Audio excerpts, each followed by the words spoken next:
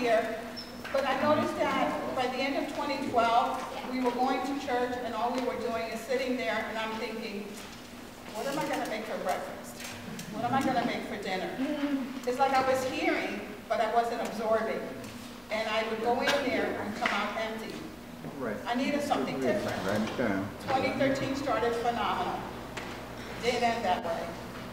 My husband got sick, ended up a week in the hospital. Things were going okay. A couple of months later, again for Memorial Day weekend, again in the hospital, this time with an angina attack. And I'm thinking to myself, God, are you mad at me? Did I do something wrong? Am I not a good wife or a mother or a daughter? Are you punishing me? My son's hours got cut, and I thought the world was coming to an end. And I'm praying, and I'm thinking, you're not listening. Well, little did I know he was listening. Come on. He kept saying to me, be patient. Your time will come. But I was so hurt inside and so devastated because I hated to see my family suffer that I thought, he doesn't care about me. The only place I had to be strong, I didn't want my son to see me cry. I didn't want him to see me upset, or my mother. So the only place that I took out was the bathroom. I would go in the shower, I would take a shower with the water running, I would bawl my eyes out. Dry my face, I'm white and I'm always red, so if my face gets red, it's no difference. I would just bawl my eyes out to my heart's content, come out and he would say, are you okay? Oh yeah, I'm fine. Mikey would say to me, Mom, are you okay? Oh yeah, I'm fine. Don't worry about me, I'm okay. Things went on, everything seemed to get a little better. In August of that year, my older son came down with our grandbaby, who's the love of our life.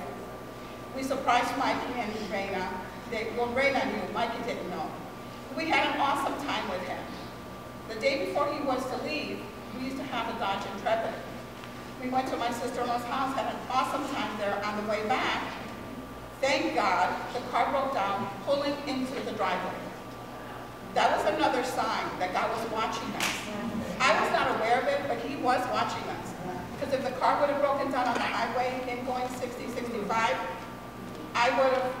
we would have been hit by behind, and the baby was in the back seat. Unbeknownst to me, God has always been over me, watching me. That's right. I just didn't see it. So our car broke down. We're strapped here. We're going, okay.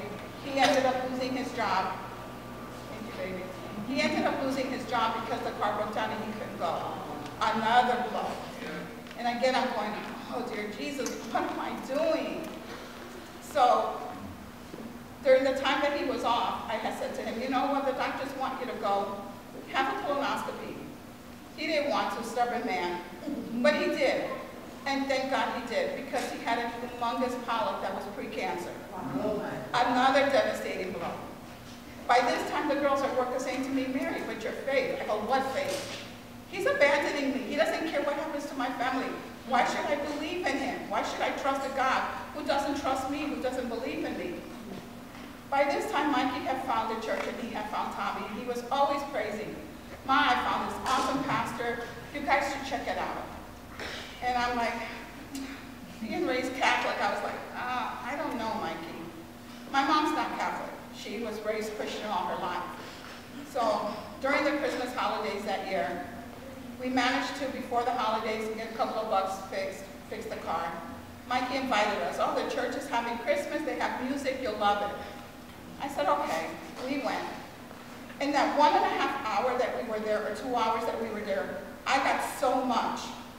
I understood so much, more than what I ever did all the years of my life. And I'm thinking to myself, is this my calling, that at the age of 59, I am finding a new God?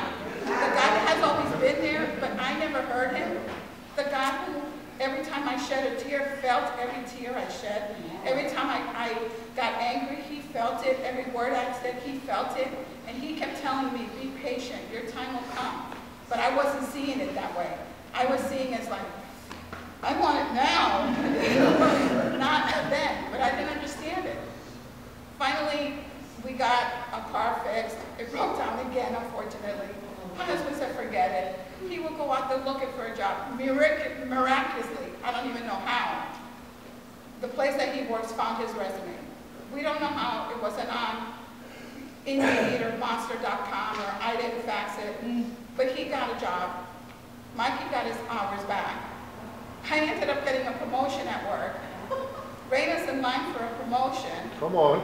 In a year and a half, he stopped drinking. A man who used to drink so much has stopped drinking.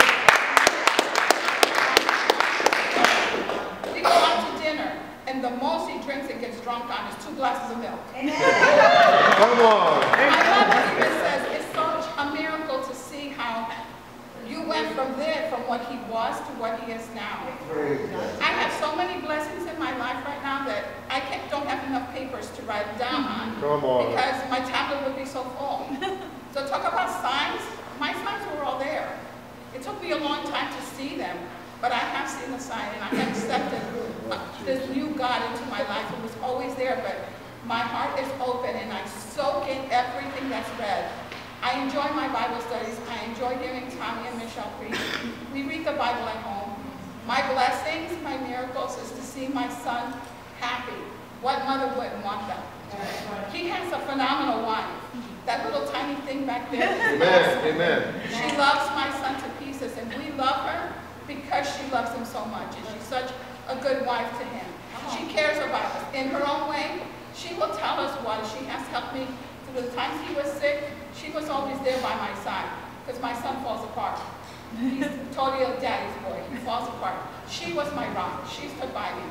My miracles, my mom's 91. She's still here.